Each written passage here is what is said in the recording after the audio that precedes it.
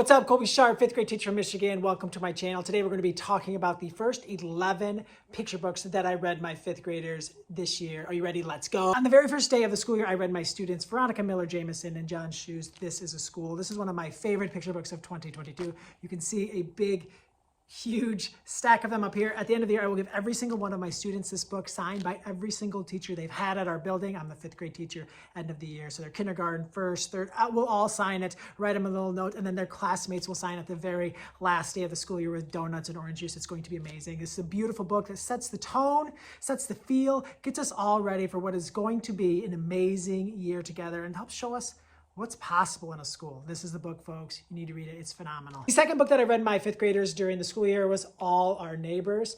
And many of you probably recognize this because you probably read or seen All Are Welcome, which is a phenomenal book. The reason that I chose to read All Our Neighbors, I'm not gonna lie, I actually thought I had All Are Welcome, and I was sitting down to read it and I picked it up and I said All Are Welcome, and then I saw the word was neighbors, so I just read this one. And it's actually a perfect beginning of the school year book because it talks so much about people coming all together to form a community, to build something together, to help each other. And it's just an absolutely phenomenal book. So it was actually the perfect book to read the second day of the school year. So if you like All Are Welcome, you like those community building books, All Our Neighbors is an amazing addition to all school and classroom libraries. I'm trying to do a better job this year reading nonfiction. I don't know about you, but a lot of my read alouds tend to be fiction. So trying to make sure that we put in more nonfiction books, that I never go a week without reading a nonfiction book. So on the last day of the first week, our third day of the school year, I read Pizza, A Slice of History by Greg Pizzoli. It's amazing.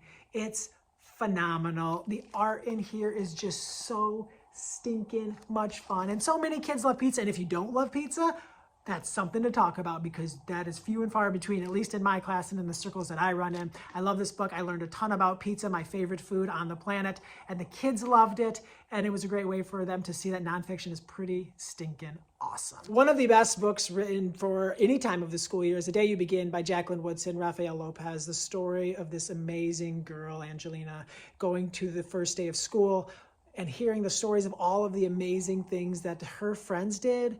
And she's starting to feel kind of insecure that, she stayed at home a lot. She watched her siblings. She didn't quite have all those fun and adventures. But as the story progresses, she realizes that her time in her neighborhood with her family was special. And the book she read meant something. The Day You Begin is an amazing book for all classrooms. The story of Fish and Snail has been in my first 10 books of the school year rotation for a decade now. I love this book. I love Snail so much. I love watching Snail overcome his fears. I love watching Snail fly from one book to the next, take that giant leap, and the kids love it as well. This is a perfect book for kids from kindergarten all the way through the end of high school, and even adults. Sometimes we need to take a leap. Sometimes we need to step out of our comfort zone because we could do hard things. The Story of Fish and Snail, Deborah Friedman. It's awesome. During the first handful of days of the school year, we are kind of introducing the kids to the different genres so that they can kind of, start to think about what their reading preferences are, start to think about the books that they love, and eventually try different things. So when I introduced my fifth graders to fantasy, I read them this book, The Three Billy Goats Gruff by Mac Barnett, John Kloss. And Mac and John's work. They've done some phenomenal books. Extra Yarn is one of just a classic book. Sam and Dave Dig a Hole, they are a dynamite team.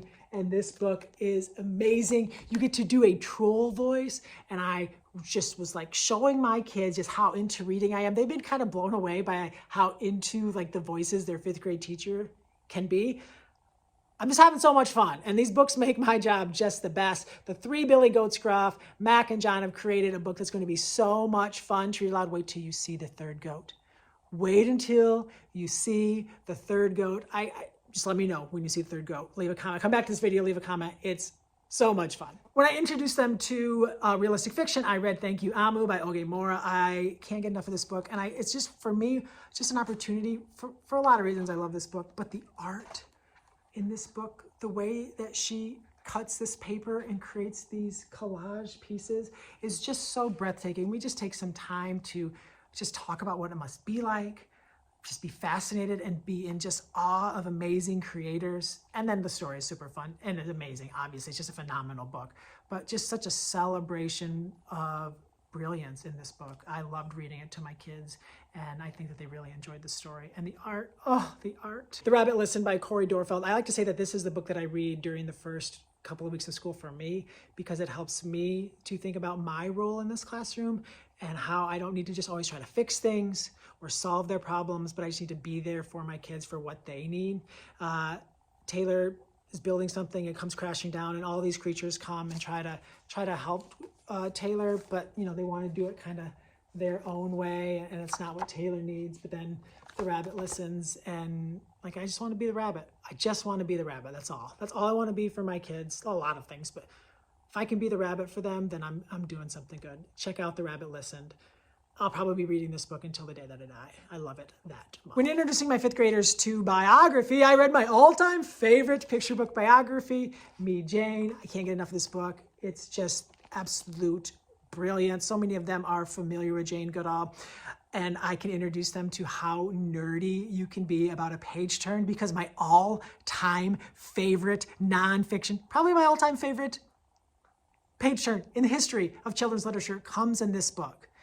And I set them up for it. And then when I turn the page, and the oohs and the ahs, not only are we reading great books, not only are we building community, we're teaching kids what readers do, how readers geek out about books, how you can just appreciate so much about it. We are building a magical community in this room right here through great stories like this. After introducing my fifth graders to Informational, I read them Just a Second, Steve Jenkins, and I showed them the Steve Jenkins tub, which is kind of right behind me on the bottom shelf, and talk about how he's one of my favorite nonfiction authors, and how he has just these cool ideas, and he has these interesting spins on topics we've already heard about. And then I read them this book, and they are just blown away by the facts. Kind of breaks things down into like, all of these things happen in the world in a second. All of these things happen in a minute, in an hour, and kind of builds up from there. But the things that happen in a second, it's wild. And when they hear about the life cycles, when they find out like a mayfly's life cycle is like 30 minutes to 24 hours, minds are blown. We're blowing minds in fifth grade, friends. We're blowing minds. Kids are falling in love with reading. We're having a blast. Last book that I read on the 6th day of school was our 11th book of the year, Creepy Crayons. It was a great opportunity to celebrate series, right? We talk about series a lot, like in graphic novels like Dog Man, Diary of a Wimpy Kid. We talk about series like Harry Potter, or the Swindle series, which is right up here, over there somewhere, by Gordon Corman. But also picture book series. Like, I don't want them to stop falling in love with picture book series. And they told me before we read it, and I was talking about the other books, that they read Creepy Carrots in kindergarten. And they read Creepy Pair of Underwear in like 2nd or 3rd grade, they thought. And then I got to read them Creepy Crayons. And I'm so happy that we get to spend more time with Jasper Rabbit. It's so good. It's so much fun. Holy smokes. We have read so many amazing books to start the school year. I am so blessed to do what I do with an amazing group of kids. It is the best job in the world. I can't wait to see what the next 11 and the next 11 and the next 11, as we continue to build community, as we continue to build a culture, as we continue to grow as readers. These picture books are the foundation of everything that we do in here. Thank you so much for tuning in. My name is Colby Sharp. I hope you have an awesome-tastic day.